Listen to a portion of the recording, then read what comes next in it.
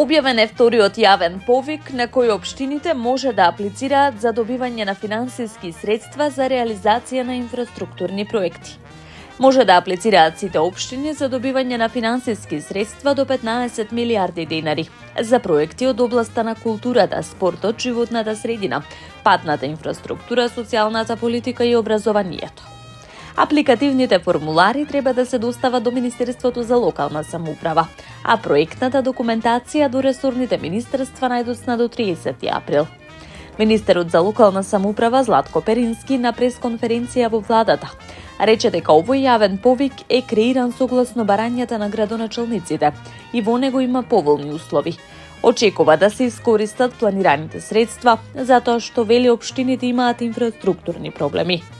Новина е продолжувањето на рокот за апликација до 30 април, а олеснителна околност има и во делот на обезбедувањето на потребната документација, која е неопходна за отпочнување на јавната набавка.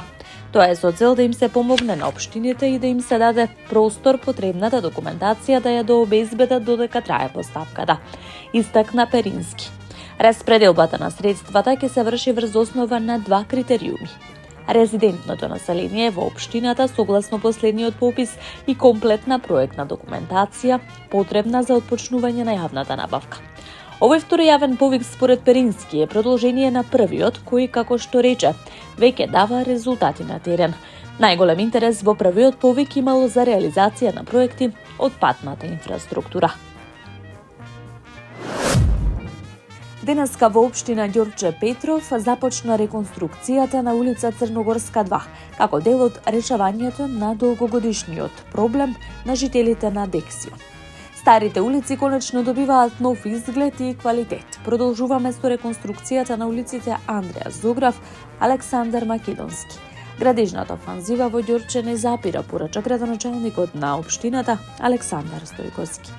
Подобри услови за жителите, поквалитетна инфраструктура и вложување во подобра иднина.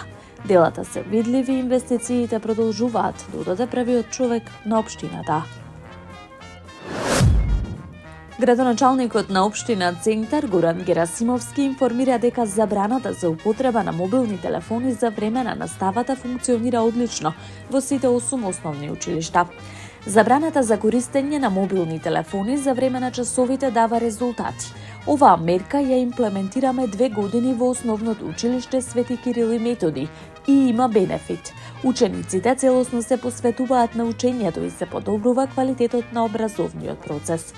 Со препораките кои што ги прифатија сите 8 основни училишта во Центар, обезбедуваме подобри услови во учењето и придонесуваме за развој на позитивна училишна атмосфера. Со редуцирање на употребата на мобилните телефони за време на часовите, учениците ќе се научат на важноста на личната дисциплина и ќе имаат поголема социјализација со своите врсници, истакнува Герасимовски.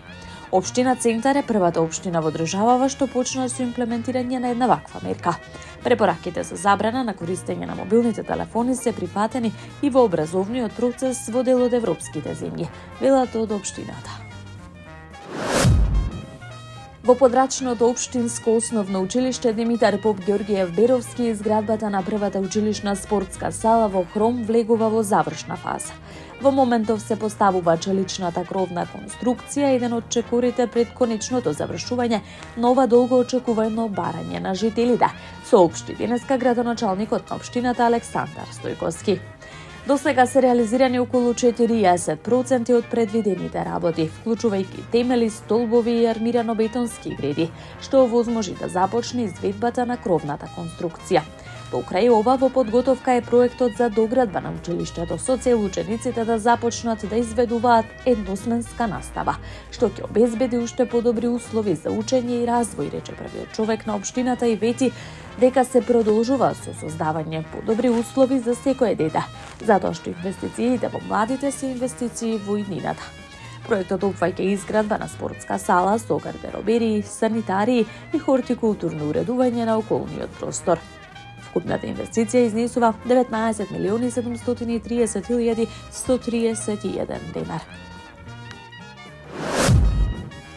Денеска во 24 часоти 20 минути по полноќ во Скопје на подрачјето на општина Карпош полициски службеници од Севера Скопје со судска наредба извршиле претрес во дом и други простории на 26 годишниот И.Ј. и 24 годишното лице Ф.Ј. од Скопје. Во домот бил затекнат 24 годишниот Ф.Ј., а при претресот под седиштето на мотоцикл, кој бил во подрумот, биле пронајдени одземени околу 1 кг марихуана и дигитална вага. Лицето Ф.Ј. е лишено од слобода и задржано за понатамошна постапка, а се преземаат мерки за пронаоѓање на другото лице, информираат од полицијата. Известен е јавен обвинител, а по целосното расчистување и документирање на случајот ќе следува соодветна пријава. Tamo je Skopje, grad moj ljubav liče, što mi rasute sni. Večno